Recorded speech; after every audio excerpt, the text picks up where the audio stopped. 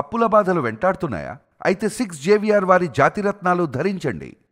Hi, welcome to మనం TV. నేను మీ మనోజ్. ఏపీలో ఎప్పటి నుంచో అమరావతిపై ఒక వైసీపీ విషం చిమ్మే ప్రయత్నం చేస్తుంది ఎప్పటికప్పుడు.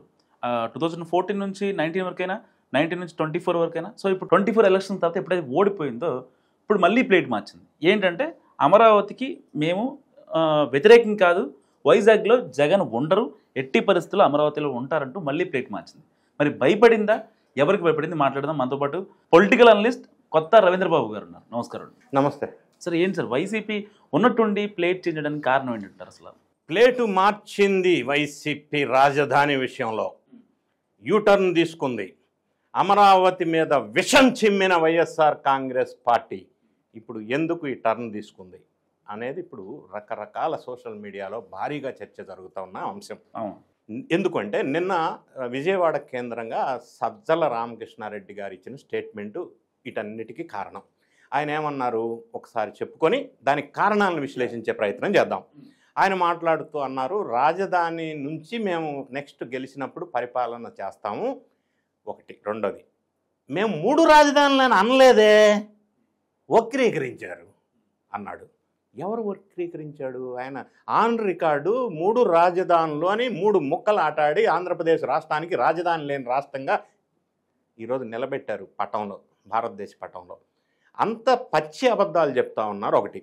రెండోది, ఎందుకు రాజధాని హైదరాబాద్ అని యూటర్న్ తీసుకున్నారా, లేకపోతే కొత్త నాటకానికి తెరలేపారా అన్న అంశాన్ని మనం చూసినప్పుడు, ఫస్ట్ ఆంధ్రప్రదేశ్ రాజకీయాలు ఇప్పుడు ప్రస్తుతం ఉన్న పరిస్థితుల్లో వైఎస్ఆర్ కాంగ్రెస్ పార్టీని సమస్యల విష వలయం చుట్టుముట్టింది. ఎలాగంటే వైఎస్ జగన్ రెడ్డి గారు రాజకీయ వ్యభిచారం చేస్తున్నాడు. మా తండ్రి వైఎస్ రాజశేఖర రెడ్డి గారు ఉండి ఉంటే ఈయన చూసి చచ్చిపోయి ఉండేవాడు అని వైఎస్ షర్మిల అంద నిన్నే. సొంత చెల్లెలు. అంత ఘాటైన విమర్శ ఆమె చేయడానికి గల కారణం ఏంటంటే వైఎస్ఆర్సీపీ లేదా జగన్ రెడ్డి గారు ఎవరికి అగెనెస్ట్గా పోటీ చేసి ఓడిపోయారు ఆంధ్రప్రదేశ్లో? ఎన్డీఏ ప్రభుత్వం, ఎన్డీఏ కూటమికి అగెనెస్ట్గా పోటీ చేసి కూటమికి అగెనెస్ట్గా ఓడిపోయారు. సెంట్రల్కి వచ్చేసరికి అదే కూటమి ఆర్ఎస్ఎస్ భావాలు ఉన్న ఒక వ్యక్తి ఉపరాష్ట్రపతి పదవికి ఎన్డీఏ ప్రభుత్వం వారు ప్రతిపాదిస్తే ఆయనకి ఓటేసి, మరి ఇక్కడేమో గల్లీలో రైతు పోరుబాట పెడతారు ఎన్డీఏకి అగెనెస్ట్గా. అక్కడ ఎన్డీఏ ప్రతిపాదించిన ఉపరాష్ట్రపతి అభ్యర్థిని సపోర్ట్ చేస్తారు. ఈ ద్వంద్వ వైఖరి ఏంటి అని చెప్పి ప్రశ్నిస్తున్నారు ప్రజలు. అంటే మరి ఎవరికి అగెనెస్ట్గా ఆయన పోటీ చేస్తున్నాడో అర్థం కాని పరిస్థితి. దీనికి కారణం ఏమై ఉండొచ్చు అంటే, కేసుల నుంచి జీవితానంతరం ఉపశమనం కలగాలి అంటే సెంట్రల్ ప్రభుత్వంలో ఉన్న వాళ్ళ శుభ ఆశీస్సులు కావాలా? ఆ ఒక్క రీజనే షర్మిలమ్మ అన్నమాట నిన్న. అంటే నాకు ఇంకో డౌట్ వస్తుంది, అదే సెంట్రల్లో బీజేపీ ప్లేస్లో కాంగ్రెస్ ఉన్నా కూడా మరి ఇదే సపోర్ట్ చేసేవాడుగా, అంతేనా? చేస్తాడు కదా. అంటే ఇక కేసుల నుంచి బయటపడటం ఒక్కటే లక్ష్యం. మరి అదే వైఎస్ఆర్ కాంగ్రెస్ పార్టీ ప్రతిసారి నా ఎస్సీలు, నా బీసీలు, నా మైనారిటీలు అని ఎప్పుడు చెబుతుంటాడు, మిగతా వాళ్ళు వీళ్ళ వాళ్ళు కాదు అన్నట్టుగా. మరి ఆ ఓటర్స్ 40%గా చెప్పబడుతున్న వాళ్ళకి ఎగనెస్ట్గా ఆర్ఎస్ఎస్ నేపథ్యంలో ఉన్న వ్యక్తికి సపోర్ట్ చేయటం ఏ విధంగా చూడాలి? ఈ ద్వంద్వ వైఖరి. రెండో అంశం, పార్టీకి సంబంధించిన వాళ్ళు గతంలో పరిపాలించినప్పుడు చేసిన అక్రమాలను బయటికి తీస్తూ ఒక్కొక్కరు జైలు బాట పడుతున్న సందర్భం ఒకటి. కొద్దిగా కష్టమైన పరిస్థితి.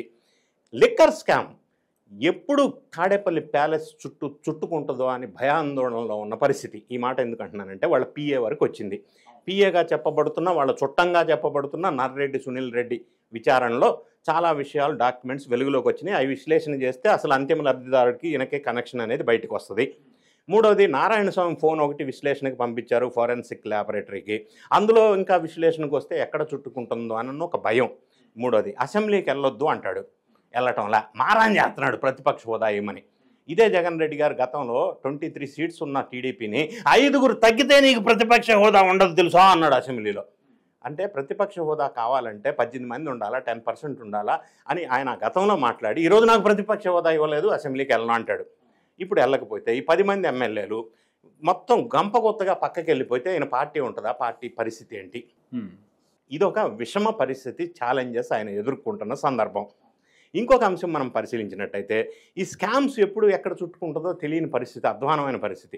ఇంకొకటి ఏంటంటే, రాజకీయంగా వాళ్ళకున్న పార్టీ శ్రేణులు వేరే పార్టీల వాళ్ళకి ఎప్పుడు ఎక్కడ జంపు చేద్దామా అని గేట్లు ఓపెన్ చేస్తారా అని చూస్తున్న పరిస్థితి.